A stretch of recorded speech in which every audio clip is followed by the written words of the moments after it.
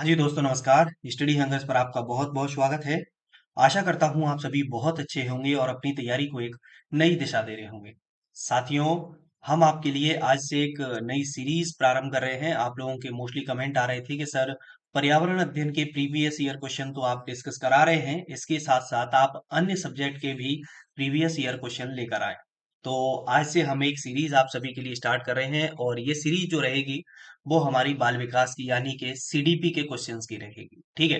तो साथियों, एक तरफ जहां हमारे पर्यावरण अध्ययन के प्रीवियस ईयर क्वेश्चन चल रहे हैं और उस सीरीज आप सभी को पसंद आ रही है, वहीं पर समांतर क्रम में हम आज से स्टार्ट करेंगे आपकी जो सीडीपी के प्रीवियस ईयर क्वेश्चन हैं बाल विकास के, वो चलेंगे। और यहीं पर एक और सीरीज प्रारंभ होगी जिसको हम प्रारंभ करेंगे वहां पर हिंदी के प्रीवियस ईयर क्वेश्चन। तो आपके 3 वीडियो रहेंगे, हिंदी, बाल विकास और पर्यावरण। और वहीं एक तरफ आपकी चल रही है पर्यावरण अध्ययन की जो हमारी एनसीईआरटी एमपी बोर्ड की किताब है, वो भी आपकी मैं उधर डिस्कस करा रहा हूँ। कक्षा 3 और कक्षा 4 की डिस्कस कर चुके हैं, कक्षा 5 की अभी चल रही है।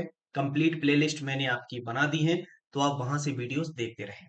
तो साथियों, जब हमारा डिटेल सिलेबस आ जाएगा कुछ दिनों में, आपका नोटिफिकेशन आपको देखने को मिलेगा।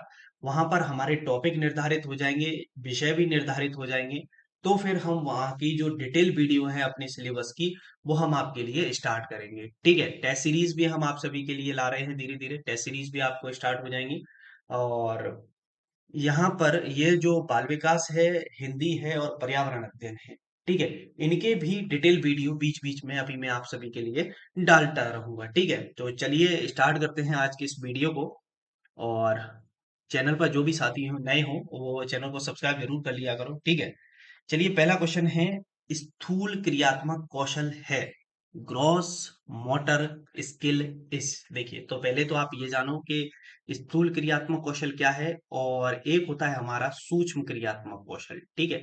दो होते हैं हमारे, सूक्ष्म क्रियात्मक कौशल और स्थूल। तो एक है हमारा ग्रॉस मोटर और एक है हमारा फाइन मोटर। ठीक है, फाइन मोटर। तो यहाँ पर देखिए, पहले आंसर पढ़ते हैं और देखते हैं। आंसर है हमारे पास लिखना, चित्रकारी, चलना और पकड़ना। ये देखिए, 3 ऑप्शन जो है हमारे, लिखना, चित्रकारी और पकड़ना, इनमें केवल हाथ कार्य कर रहा है और केवल कुछ उंगलियां कार्य कर रही हैं। मतलब यहाँ पर हमारे शरीर की जो मांसपेशियां हैं वो कम कार्य कर रही हैं। लेकिन अगर चलने की बात करें तो यहाँ पर हमारे पैर कार्य कर रहे हैं और इसमें शरीर की अधिक मांसपेशियां कार्य करेंगी। ठीक है। तो इसका आंसर हो जाएगा आपका स्थूल क्रियात्मक कौशल का चलना। ठीक है। और वहीं एक तरफ बात करें तो लिखना, चित्रकारी, पकड़ना, ये है आपका कौन सा, सूक्ष्म क्रियात्मक कौशल के उदाहरण है। ठीक है। याद रखें, क्वेश्चन मोस्टली परीक्षा में देखने को मिलता है। अगला है, विकास में निश्चित क्रम पाया जाता है, a definite sequence is found in development. तो विकास किधर से किधर की ओर चलता है, ये क्वेश्चन आपने देखा होगा, पढ़ा भी होगा इसको। ऑप्शन है आपके पास, सिर से पांव तक, धड़ से कमर तक, कमर से पांव तक और पांव से सिर तक। तो इसका आंसर होगा हमारा ए, सिर से पांव तक। ठीक है। तो हमारा जो विकास है इसका जो सीक्वेंस होता है वो कैसे होता है, सिर से लेकर कैसे होता है, पैर तक होता है। और इसे हम कहते हैं सिफेलोपोडल। एक वर्ड और यूज हो जाता है इसके लिए। ठीक है, याद रखें, सिर से लेकर पांव तक का जो हमारा विकास का क्रम होता है उसे हम कहते हैं सिफेलोपोडल। और वहीं एक तरफ चर्चा होती है कि मध्य से लेकर बाहर की ओर, यानी कि मध्य से लेकर बाहर की ओर, या पूछ लेता है केंद्र से परिधि की ओर। इस तरीके से भी क्वेश्चन आपके लिए दे देता है कि केंद्र से परिधि की ओर या मध्य से बाहर की ओर, इसको क्या कहा जाता है। ठीक है। तो इसको हम कहते हैं प्रॉक्सिमो डिस्टल। क्या कहते हैं, प्रॉक्सिमो डिस्टल। याद रखें। चलिए, अगला क्वेश्चन है, विकास के निर्धारक तत्व हैं, डिटर्मिनेंट्स ऑफ डेवलपमेंट इज। तो विकास में क्या क्या योगदान करते हैं आपके, माता पिता का स्वास्थ्य, माता पिता का शैक्षणिक स्तर, परिवार का सामाजिक संबंध, परिपक्वता एवं सीखना। तो इसका आंसर हो जाएगा हमारा डी, परिपक्वता एवं सीखना जो है वह विकास के निर्धारित तत्वों में शामिल होता है। ठीक है। अगला है, दौड़ना एवं चढ़ना, रनिंग एंड क्लाइंबिंग निम्नलिखित में से संबंधित है, किससे संबंधित है, पांव का क्रियात्मक कौशल, हाथों का क्रियात्मक कौशल, धड़ का क्रियात्मक कौशल, और शारीरिक विकास। तो स्वाभाविक है, जैसा कि लिखा है, दौड़ना और चढ़ना, ये हो जाएगा आपका पाँवों का क्रियात्मक कौशल। ठीक है, क्या आंसर हो जाएगा इसका? पाँवों का क्रियात्मक कौशल, क्योंकि दौड़ना और चढ़ना दोनों ही पाँव से होते हैं। ठीक है, अगला है वृद्धि एवं विकास। वृद्धि एवं विकास एक दूसरे से हैं। एक दूसरे से क्या हैं? अंतर संबंधित और अंतर्निर्भर, यानी कि इंटर रिलेटेड एंड इंटरडिपेंडेंट। विपरीत, समान और अलग अलग।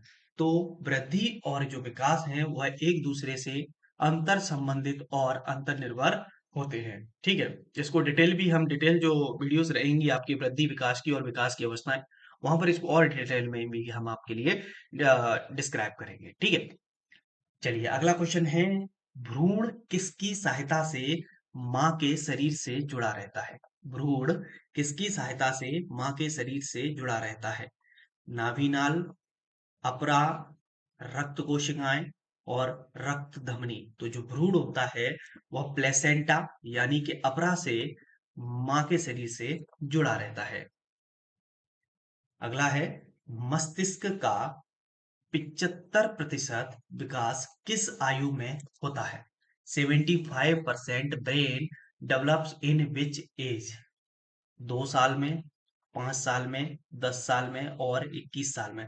तो ज्यादातर मनोवैज्ञानिकों का कहना है कि बच्चे का जो मस्तिष्क का 75% यानी कि मोस्टली जो ब्रेन का डेवलपमेंट होता है वह 5 साल तक हो जाता है। तो हमारा इसका आंसर हो जाएगा बी, 5 इयर्स। अगला है, चम्मच पकड़ने की क्रिया बालक सीखता है। चम्मच पकड़ने की क्रिया बालक सीखता है आंख एवं हाथ के समन्वयन से, सामाजिक विकास से, शारीरिक विकास से और मांसपेशियों के विकास से। तो चम्मच पकड़ने की क्रिया बालक सीखता है आंख एवं हाथ के समन्वयन से। यहाँ पर देखिए, एक तरफ यह आंसर है और वहीं दूसरा पहलू अगर हम देखें तो बच्चे की जैसे जैसे जो मांसपेशियां हैं, मसल्स हैं, वो जैसे जैसे डेवलप होती हैं तो वो किसी भी चीज को और पकड़ने की कोशिश करता है। तो दूसरे पहलू में यदि हम बात करें तो आंसर यदि ये नहीं दिया गया है तो वहां पर आंसर होने की पॉसिबिलिटी आपकी मांसपेशियों के विकास की भी हो जाती है। ठीक है, लेकिन आंसर यहाँ दिया है, व्यापक ने आंसर आंख एवं हाथ के समन्वयन को माना भी है और ये आंसर सही भी है। यदि ये नहीं होता तो दूसरी परिस्थिति में क्या आंसर होता, तो हमने आपको बताया है। अगला है, विकास की गति एक व्यक्ति से दूसरे व्यक्ति में भिन्न होती है। स्वाभाविक है, जो डेवलपमेंट है वो एक व्यक्ति से दूसरे व्यक्ति में भिन्न होता है, क्योंकि हर कोई व्यक्ति आज की दुनिया में एक दूसरे से क्या है, भिन्न भिन्न है। चाहे वो शारीरिक आधार पर हो, मानसिक आधार पर हो, सामाजिक आधार पर हो, किसी भी आधार पर हो, एक दूसरे से क्या है, भिन्न भिन्न है। लेकिन परंतु प्रतिरूप का अनुसरण करते हैं, लेकिन वो किस पैटर्न को फॉलो करते हैं? अव्यवस्थित, अप्रत्याशित, अनुक्रमित एवं व्यवस्थित और पैर से सिर तक। तो देखिए, हर व्यक्ति भले ही एक दूसरे से कैसा है, भिन्न भिन्न है, लेकिन वो एक अनुक्रमित और व्यवस्थित पैटर्न को क्या करते हैं, फॉलो करते हैं। तो इसका आंसर हो जाएगा आपका सी।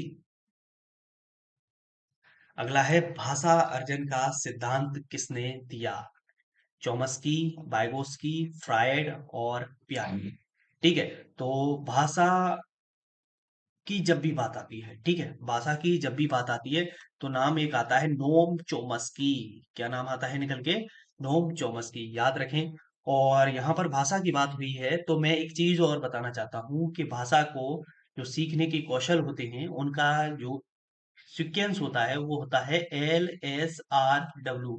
यानी कि पहले बच्चा लिसनिंग सीखता है, फिर स्पीकिंग सीखता है, फिर रीडिंग सीखता है और फिर राइटिंग सीखता है। तो ये भी आप याद रखें, पहले क्या करेगा, वो सुनना सीखेगा, सुनना सीखेगा, फिर बोलना सीखेगा, उसके बाद पढ़ना सीखेगा और फिर लिखना सीखेगा। तो भाषा के सीखने का जो क्रम होता है वह होता है LSR W। याद रखिए। और भाषा की जब भी बात होगी और तो वहां पर चौमस्की की बात हो रही है तो चौमस्की मोस्टली केसेस में आपका आंसर होता है। सामाजिक सांस्कृतिक बात होती है तो वहां पर वाइगोट्स्की का बात होता है और फ्रायड हैं जो कि मनोविश्लेषणवादी थे। और यदि प्याजे की बात करें तो जीन प्याजे ने कॉग्निटिव डेवलपमेंट, संज्ञानात्मक विकास के ऊपर भी चर्चा की है। इन्होंने 4 अवस्थाएं वहां पर बताई हैं। ठीक है, चलिए तो इसका आंसर आपका क्या हो जाएगा, चौमस्की हो जाएगा। आगे बढ़ते हैं अगले क्वेश्चन की ओर।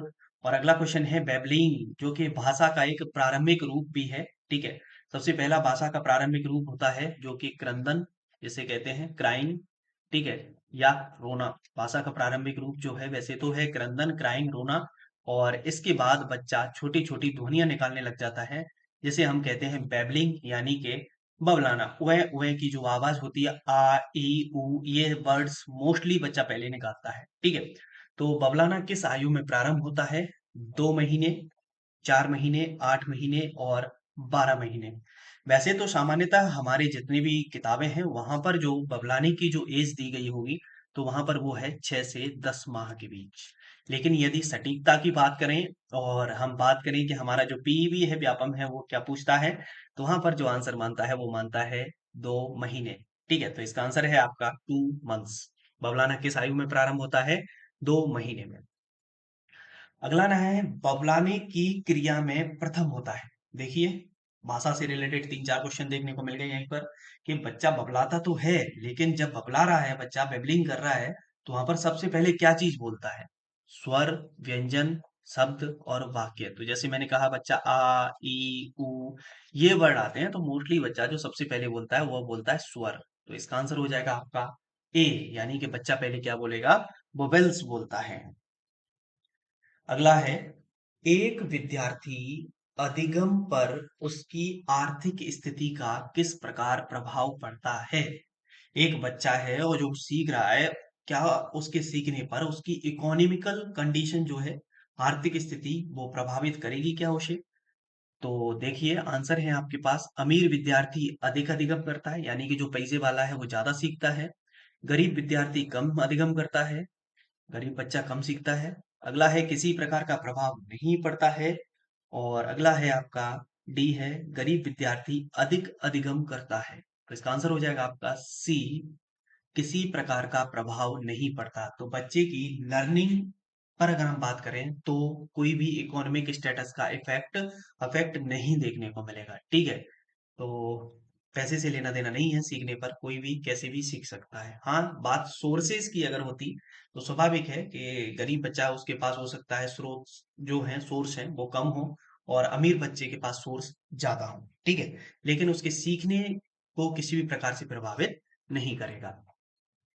अगला है, निम्नलिखित में से कौन सा विकल्प उपलब्धि में, अचीवमेंट में व्यक्तिगत भिन्नता का प्रतीक नहीं है?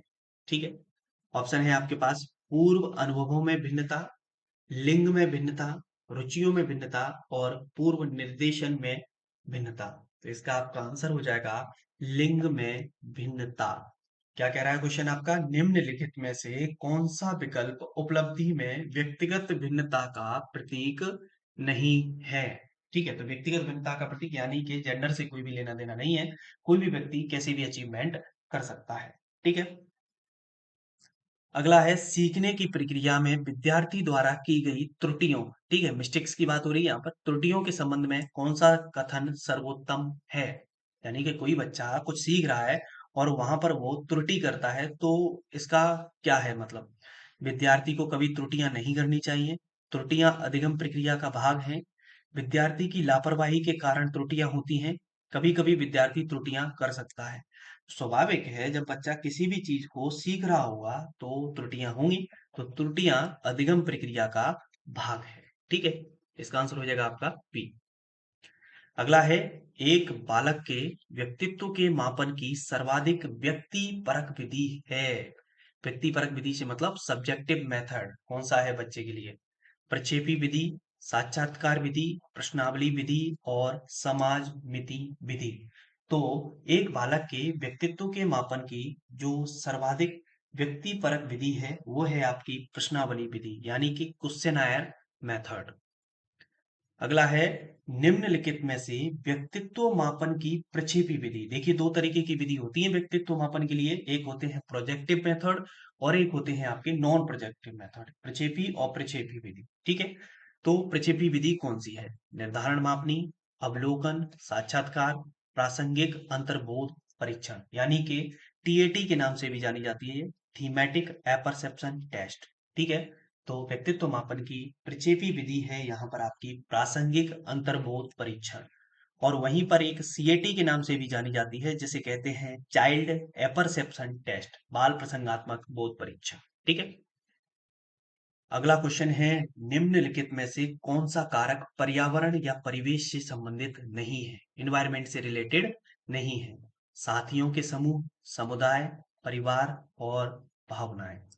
ठीक है, क्वेश्चन को देखें, निम्नलिखित में से कौन सा कारक पर्यावरण या परिवेश से संबंधित नहीं है? साथियों के समूह, समुदाय, परिवार या भावनाएं। तो भावनाएं जो हैं, इमोशंस, इनका पर्यावरण या परिवेश से लेना देना नहीं है, बाकी के तीनों इसमें शामिल है। अगला है, बच्चों के सीखने के तंत्र को समझना महत्वपूर्ण है, जिससे कि उन्हें नई संकल्पनाएं सिखाई जा सकें, उन्हें आज्ञाकारी बनाएं, उन्हें दोस्त बनाने में मदद करें, स्कूल के शिष्टाचार सिखाएं। तो टीच देम न्यू कॉन्सेप्ट यदि आप सिखाएंगे तो उनके मैकेनिज्म ऑफ चिल्ड्रन लर्निंग को सीखना क्या है, जरूरी है। अगला क्वेश्चन है, यह के माध्यम से है कि मनुष्य की क्षमता और उनके वातावरण में कार्य करने की क्षमता में वृद्धि होती है। बैठने, सोने, सीख रहा हूं, चलने। तो देखिए, आप तीनों ये अलग हो गए, बैठना, सोना और चलना। तो सीख रहा हूं यदि लर्निंग प्रोसेस में है, तो यह सीख रहा हूं के माध्यम से है कि मनुष्य की क्षमता और उनके वातावरण में कार्य करने की क्षमता में वृद्धि होती है। कोई भी लर्निंग प्रोसेस में सीखता जाता है चीजों को, तो उसकी कैपेसिटी में वृद्धि होती चली जाती है। ठीक है।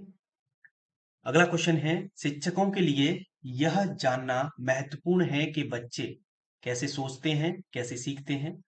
ऑप्शन है आपके पास केवल एक, केवल दो, एक और दो दोनों, और दोनों में से कोई नहीं। तो शिक्षकों के लिए जानना जरूरी है कि बच्चे कैसे सीखते हैं और कैसे सोचते हैं। तो दोनों ही जरूरी है, इसलिए इसका आंसर हो जाएगा एक और दो, दोनों। अधिगम को आंशिक रूप से एक संज्ञानात्मक प्रक्रिया और आंशिक रूप से एक खाली स्थान माना गया है। सामाजिक और स्नेही, असंज्ञानात्मक, निष्क्रिय और विसंगति। देखिए, वहां पर अगर आप देखें तो ये तीनों जो हैं लास्ट के, वो नेगेटिव अर्थ रख रहे हैं, और एक यही है सामाजिक और स्नेही या पॉजिटिव अर्थ रख रहा है। तो स्वाभाविक है, अधिगम को आंशिक रूप से संज्ञानात्मक प्रक्रिया और आंशिक रूप से एक सामाजिक और स्नेही माना गया है। अगला है, सीखना एक संज्ञानात्मक प्रक्रिया के रूप में योग्य है क्योंकि इसमें निम्नलिखित शामिल है: केवल विचार यानी कि रीजनिंग, केवल धारणा परसेप्शन, केवल विश्लेषण, ठीक है, और विचार, धारणा और विश्लेषण। स्वाभाविक है, जब कोई बच्चा सीख रहा है तो उसकी कॉग्निटिव जो प्रोसेस है उसमें तीनों का होना जरूरी है। तो विचार, धारणा और विश्लेषण, डी आपका सटीक आंसर हो जाएगा। अगला है, निम्नलिखित में से कौन सा कथन सही नहीं है? देखिए, नोट वाले पे विशेष फोकस किया करो। अध्यापन और अधिगम के अर्थ अलग अलग होते हैं। अध्यापन और अधिगम एक दूसरे से संबंधित हैं। अध्यापन अधिगम का कोई अलग अर्थ नहीं है। अध्यापन अधिगम की प्रक्रिया और अध्यापन अधिगम दोनों से भिन्न होती है। तो इसका आंसर हो जाएगा आपका, अध्यापन और अधिगम अलग अर्थ नहीं है, यानी कि सी आपका इसका आंसर हो जाएगा। अगला है, अध्यापन, टीचिंग का संबंध किससे है? अध्ययन, लिखना, अंकगणित और जिम्मेदारी। तो अध्ययन, लिखना और अंकगणित से तो कोई लेना देना ही नहीं। तो आंसर इसका हो जाएगा रिस्पॉन्सिबिलिटीज। जब आप बच्चों को पढ़ाते हैं तो आपके ऊपर बहुत सारी रिस्पॉन्सिबिलिटीज होती हैं। अध्यापन टीचिंग का संबंध से नहीं है, सॉरी, नहीं की पूछ रहा है वो, teaching is not associated, teaching से नहीं है। अध्ययन, लिखना, अंकगणित, जिम्मेदारियां, हाँ, जिम्मेदारियों से, रिस्पॉन्सिबिलिटीज से यहाँ पर नहीं होगा। और पॉजिटिव होता तो बात एक बार के लिए सोच भी सकते थे। तो यहाँ पर अध्ययन स्वाभाविक है, पढ़ाने के लिए आप किसी भी चीज की रीडिंग करेंगे, ठीक है, और पढ़ाओगे जब बोर्ड पे लिखोगे भी। और अंकगणित कोई भी विषय वस्तु हो सकता है आपका, अर्थमेटिक, ठीक है। अध्यापन टीचिंग का संबंध से नहीं है, तो नहीं पूछा गया है, ठीक है, ये गलती हुई मेरे से। तो यहाँ पर आंसर होगा आपका जिम्मेदारियां यानी कि रिस्पॉन्सिबिलिटीज।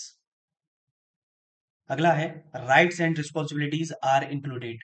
तो ठीक है, शिक्षा और अध्यापन, अधिकार और दायित्व इसमें शामिल हैं, यानी कि शिक्षा और अध्यापन, केवल एक, केवल दो, एक और दो, दोनों। तो राइट और रिस्पॉन्सिबिलिटीज किस में बात होती है? आरटीई में, यानी कि एजुकेशन यानी कि शिक्षा में बात होती है। ठीक है, तो इसका आंसर हो जाएगा आपका केवल एक माना है यहाँ पर। ठीक है, कुछ कुछ विशेष परिस्थितियों में अगर हम यहाँ पर बात करें तो रिस्पॉन्सिबिलिटीज के लिए देखा जाए तो टीचिंग को ले सकते हैं, लेकिन नहीं, केवल इसने यही माना है तो केवल एक मानेंगे आप, शिक्षा एजुकेशन, क्योंकि आरटीई के अकॉर्डिंग मान रहा होगा वो, आरटीई एक्ट जो होता है आपका, ठीक है, वहां पर स्पेशली बात भी कही गई है बच्चों के अधिकारों की, दायित्व की भी बात कही गई। ठीक है, तो चलिए, फिर ये थे कुछ महत्वपूर्ण प्रश्न जो कि आप सभी के लिए थे। आई होप आपको ये वीडियो बहुत पसंद आई होगी, तो वीडियो को लाइक भी करें, दोस्तों के साथ शेयर करें। चैनल पर नए हो तो सब्सक्राइब करें। मुलाकात करेंगे अगली वीडियो में, जब तक आप सभी अपना ख्याल रखें। जय हिंद, जय भारत।